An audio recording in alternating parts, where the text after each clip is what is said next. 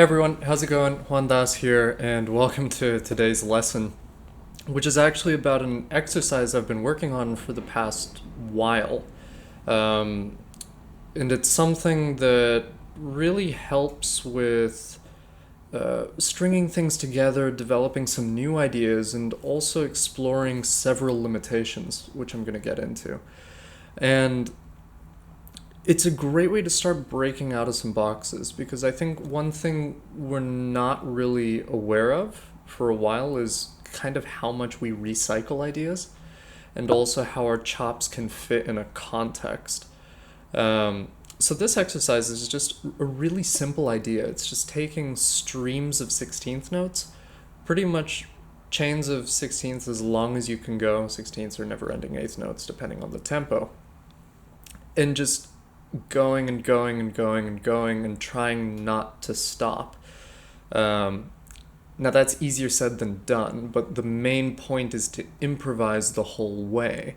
So we're not playing a pattern, we're not playing a scale or a set exercise, we're trying to draw on our bank of vocabulary to keep this going. But not just that, we're also trying to be creative in the process. Now, this is an interesting exercise for a bunch of reasons. The first roadblock you're going to run into is that you're going to run out of ideas very, very quickly. The first time I tried this, it was actually in a rehearsal situation last year. And this is where I got the idea from one of my mentors. He just kind of prodded me into taking a solo that never ended. And musically, I'd think, okay, 2 bars, 4 bars of notes, and then, go back to playing melodies or musically. And he said, no, keep going. And then that turned into 8 bars, and he's like, no, keep going. And then, okay, keep going, but don't repeat yourself. And that was hard. That was hard, not falling into my vocabulary. And even with the intro, sure, I'm trying my best, but inevitably stuff that you've played before will come out. Now, this is good for a number of reasons. One, it shows you what you're repeating, and two, it kind of gets it out of your system. Especially if you've been playing a long time and you're in a bit of a rut and you feel like you're playing the same stuff. Just get it all out in one go and continue to keep going, and stuff will come out. And why? This is because the idea will force you to start exploring different ways of getting around the instrument. So you might have noticed sometimes, while I may have started with kind of scalar patterns,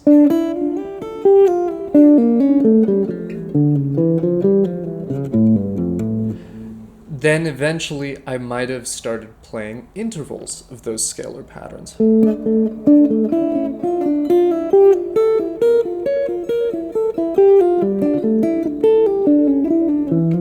Now you see the intervals are getting wider.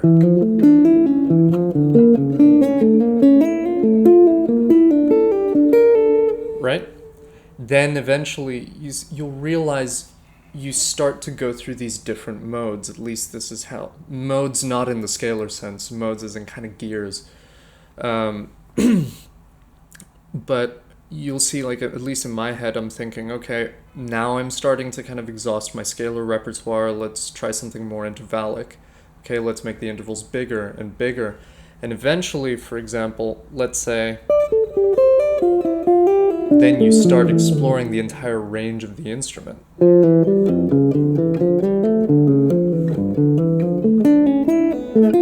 Sorry. And you'll see there are these weird jumps coming in.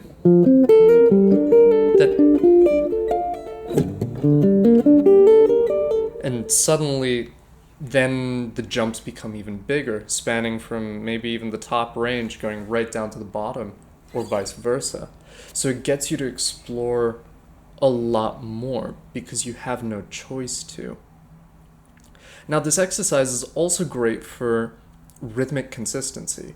If you lock yourself into a grid and you're trying to be creative with this grid, you really have to think about actually not only your rhythmic consistency, but your tonal consistency as well. How consistent is your tone? Another thing you can do with this exercise is use it to experiment with dynamics. For example, I can start really softly and breathe with it.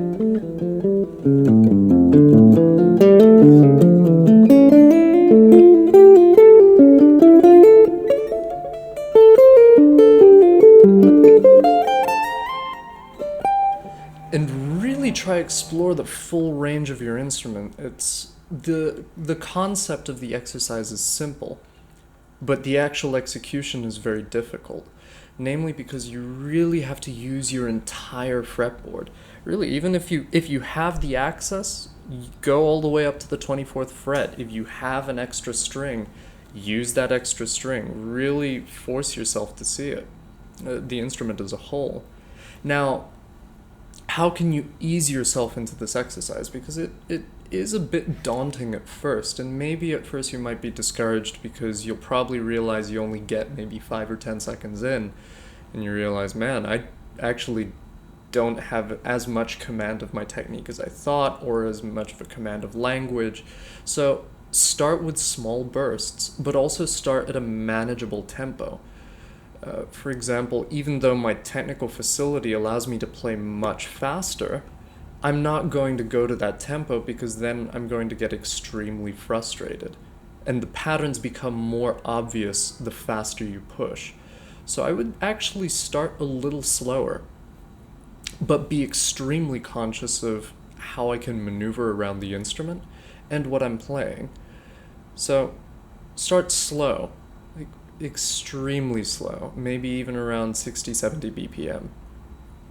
And then incrementally, once you start feeling more comfortable with the idea or the general idea, start bumping up the tempo a bit. Another thing that can help is also limiting yourself to one key, because the idea of this may also start to be a little daunting, especially if you put it through a set of changes, although that's another option. To further experiment, you can take a standard and just see if you can run eighth note lines without stopping through the entire standard. But if you want to ease yourself into it, let's take maybe one key, like I was doing it in D harmonic minor, even though I was shifting around a little bit to get towards G minor, kind of implying that resolution. Then maybe over time, try it in a different key, try it in another scale, take it in isolated chunks, and then start changing the difficulty. But in short, I think this is a really valuable exercise that many people can take advantage of, and especially if you're a guitar player. Not only does it help your phrasing in that your kind of rhythmic freedom or your sense of freedom in your phrasing is improved, because now you can play over the bar line a little smoother, but you'll find you'll have more technical freedom around your instrument, and you might be forced to confront certain hurdles to start making this process a little easier.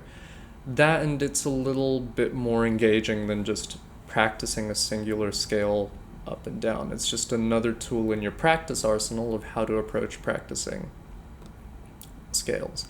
In any case, I hope this exercise is super helpful for you all, and that you got a lot out of this lesson, and some ways to approach practicing, ways to work on a new style of phrasing, or even forcing yourself out of ruts on your instrument.